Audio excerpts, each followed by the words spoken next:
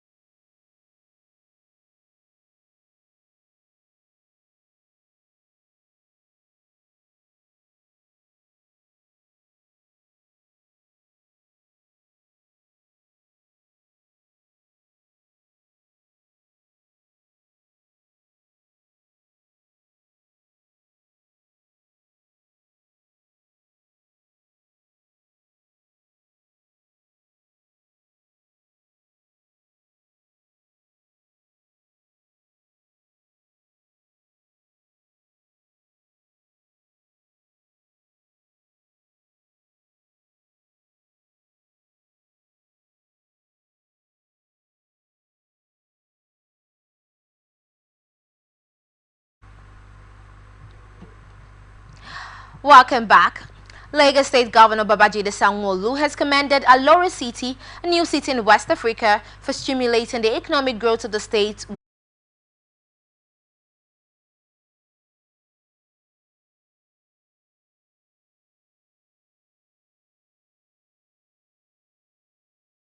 The Results Area 3 program was designed to help them recover, Mrs. Adiola stated. The State Commissioner explained that the program provided 3 categories of grants: credit grants, covering 40% of grants, were distributed across various sectors, including artisans and private sector businesses. Others included members of associations such as Ekiti Chamber of Commerce, Industry, Mines and Agriculture, the Nigerian Association of Small-Scale Industrialists, and other business groups. The State Commissioner noted that while the program does not directly provide training, the ministry has organized entrepreneurship and financial. The program manager, Ekiti Cares Results Area Limited, to its foreign creditors is a big challenge to the supply of the commodity to domestic refiners, including the Dangote refinery. Insiders familiar with the development said the national oil firm had allocated large volumes of crude oil to its foreign creditors to settle the finance, and the Federal Ministry of Petroleum Resources confirmed on Thursday that the technical subcommittee on the Naira for Crude policy should reconvene on Monday to deliberate on the matter. It was gathered that the committee had mandated the Nigerian Upstream Petroleum Regulatory Commission to come up with options that would be reviewed by the panel as it struggles to return the Naira for Crude deal. This came as oil marketers declared on Thursday that they would seek alternatives following the suspension of the sale of petroleum products in Naira by the Dangote refinery. On Wednesday, the Dangote refinery announced that it had temporarily halted the sales of petroleum products in Naira as the Naira for Crude talks between the NNPCL appeared to have failed. However, an in court. he said. In 2024, the Commandant General's Special Intelligence Squad destroyed over 2,125 illegal refineries and oil dumps. Close to 205 trucks conveying illegally refined petroleum products have been impounded, 45 convictions, while about 187 cases are still ongoing in the law courts. Minister of Steel Development Shaibu Abubakar Aidu has revealed that Nigeria imports $4 billion worth of steel yearly, stressing the need for import substitution to reduce pressure on foreign exchange. According to him, this is an indication that the country needs to focus on import substitution to reduce pressure on foreign exchange. Speaking during a visit to the National Steel Raw Materials Exploration Agency in Kaduna yesterday, Aojo described the agency as a cornerstone in the federal government's plan to grow Nigeria's economy to one. For Nigeria to produce steel in large quantities we desire, it is very important that the exploration arm of the industry is operating at full capacity, he said. The minister commended NSRMEA for its performance, noting that previous assessments ranked it as one of the best performing agencies under the ministry. He disclosed plans to partner with the Ministry of Defense and the Defense Industries Corporation of Nigeria to produce military hardware. Moving on, United Nations Conference. The UN organization said that instead of financing essential infrastructure, education and healthcare, rising debt burdens are forcing governments into difficult trade-offs. It noted that currently, some 3.3 billion people live in countries that spend more on debt servicing than on either health or education. Addressing the 14th International Debt Management Conference held in Geneva, Switzerland between March 17 and 19, 2025, Secretary General of Developing Countries limited their ability to respond to global challenges. This forces countries to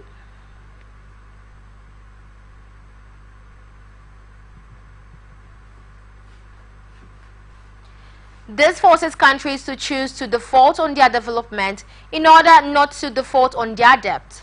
No more default on debt, but yes on development, she said. That as the world heads towards the 4th International Conference on Financing for Development later this year, the Biennial Debt Conference sets the stage for concrete solutions to reduce debt distress while protecting sustainable development. The message from the 14th International Debt Management Conference was clear. Urgent reforms and countries can break the cycle of unsustainable debt and invest in a more resilient and inclusive future. Nigeria is currently taking some positive steps to change the debt situation in the country. Over the years, the country has been spending a huge chunk of its annual revenue, as high as 97%, on debt servicing, leading to economic stagnation and still-fled development. However, under the present administration, the government has been able to reduce Nigerians' revenue to debt service ratio from 97% to 65%. The Central Bank of Nigeria's latest data on external sector payments also shows Nigerians' total debt service payments dropped significantly from $540 million in January 2025 to $275 million in February 2020. The group to strengthen its position in the market, invest in innovation, and drive sustainable growth in First Bank, its flagship subsidiary. We extend our profound appreciation to the Central Bank of Nigeria and the Securities and Exchange Commission for their support in ensuring the integrity of the process and that of the capital market. We are excited about the opportunities ahead and remain committed to optimizing value for our shareholders. The chairman's statement, chairman of the First Holdco PLC, Mr. Femi Otedola, CON, further commented, on behalf of the Board of Directors, I would like to extend my heartfelt gratitude to all our shareholders and all stakeholders involved in this successful rights issue offer.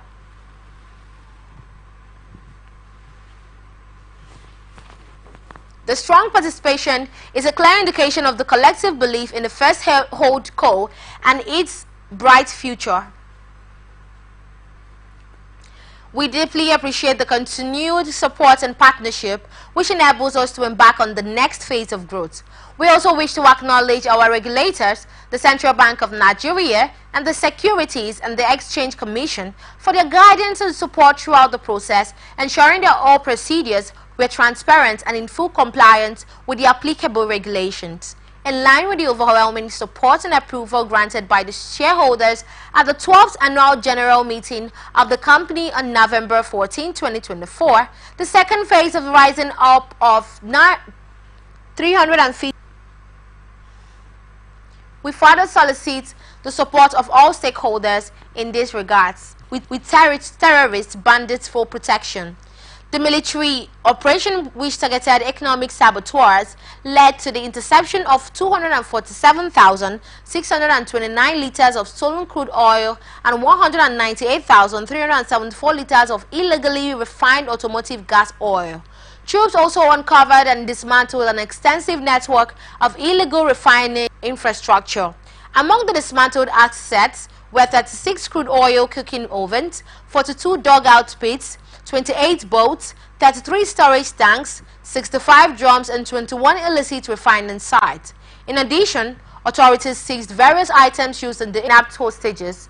Military efforts were further reinforced by air interdiction missions, armed reconnaissance patrols, and close air support from the air component, targeting terrorist hideouts and disrupting logistical supply chains. Beyond the crackdown on oil theft, the Nigerian military, in collaboration with hybrid forces, the Office of the National Security Advisor, and other security agencies, intensified counter-terrorism operations across multiple theaters. The DDMO, while fielding questions during a briefing yesterday at the DHQ, said, "To the best of our Nick Karin said global cooperation keeps flying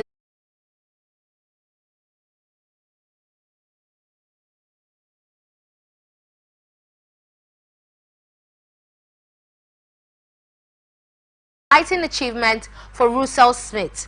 We are grateful for the FMDQ's confidence in our organization and look forward to harnessing this opportunity to enhance our operations and continue to the growth of Nigerian capital markets." Diova Basaya Odeniyi.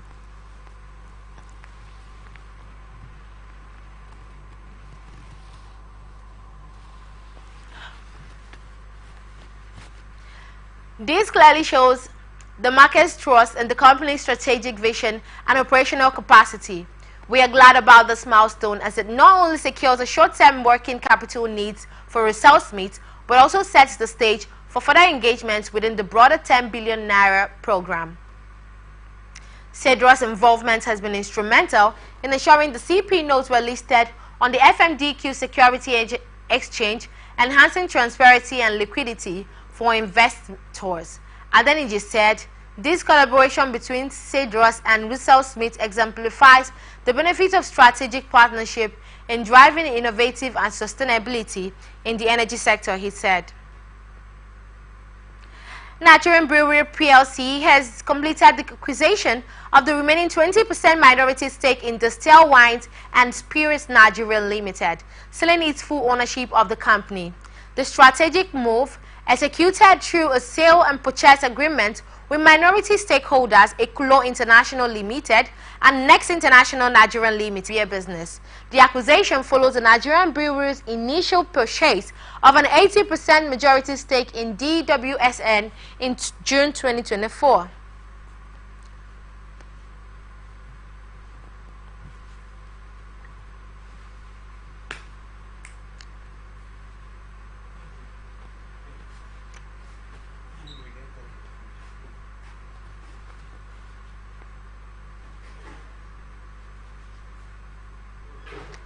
By securing complete control, the company aims to enhance operational efficiency, streamline decision-making, and reinforce its presence in Nigeria's growing wines, spirits, and ready-to-drink market.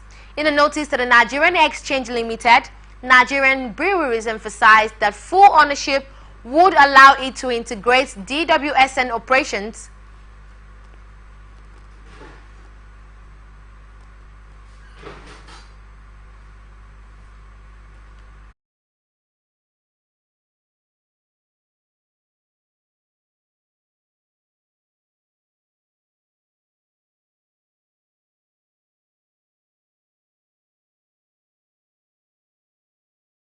reverse offerings, Nigerian Breweries' full takeover of DWSN aligns with its capabilities to strengthen its market position, drive revenue growth, and establishment itself.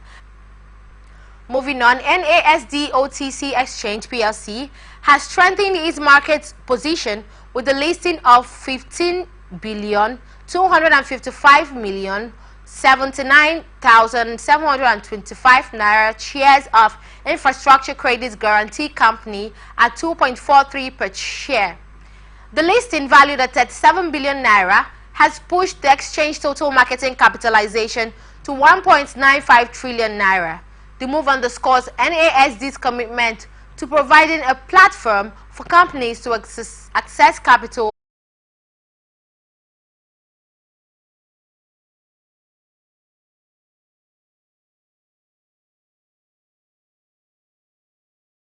infrastructure sector. The firm provides credit guarantees to unlock long-term financing for projects spanning agriculture, steel, stating that it opens new possibilities for infra credits, NASD, and the Nigerian capital market. The listing also aligns with infra credit strategy to expand its footprint in the domestic capital market with flexibility in trading infra credit shares. At NASD, we foster innovation through technology creativity, through exploring alternative financing structures, efficiency through running a largely digital operation that provides cost advantages to enterprises seeking listing opportunities, and approachability that demystifies the myth of glossy glass buildings and expensive suites that capital markets are renewed for, that mentally debars budding entrepreneurs from exploring capital raise opportunities therein, as he said.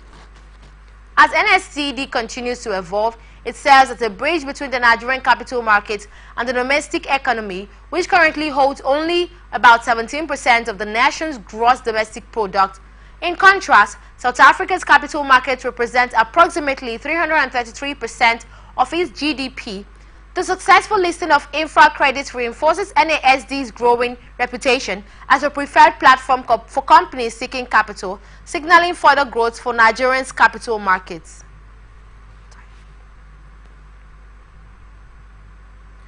Moving on, Nigerian woman based in the United States of America, Funke Iyanda, is at risk of 10 years imprisonment following her indictment in a $40,980 unemployment benefit fraud. Newsmen Online learned in a statement by the U.S. Department of Justice on Thursday that Iyanda was an illegal resident of the U.S. and was not entitled to the benefit.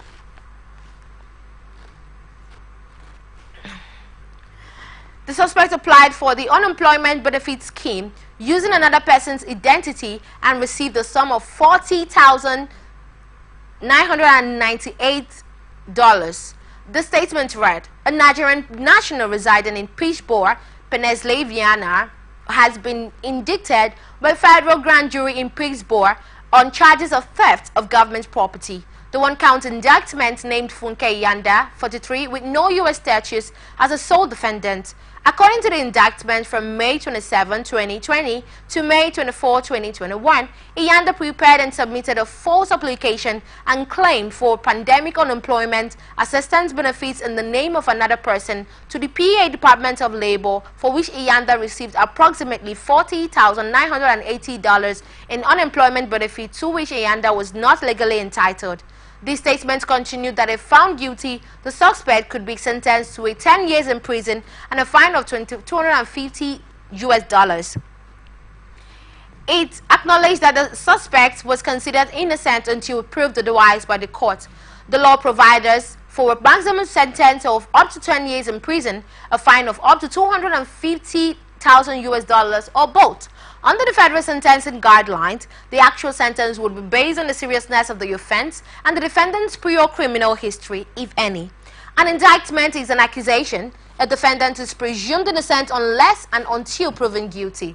The statement concluded, newsmen reported on March 5th that a U.S.-based professor of Nigerian origin, Godian Dubai, ran a pharmacy that earned about $3.28 million in income, resulting in the evasion of approximately $1.2 million in tax due and owing between 2014 and 2017.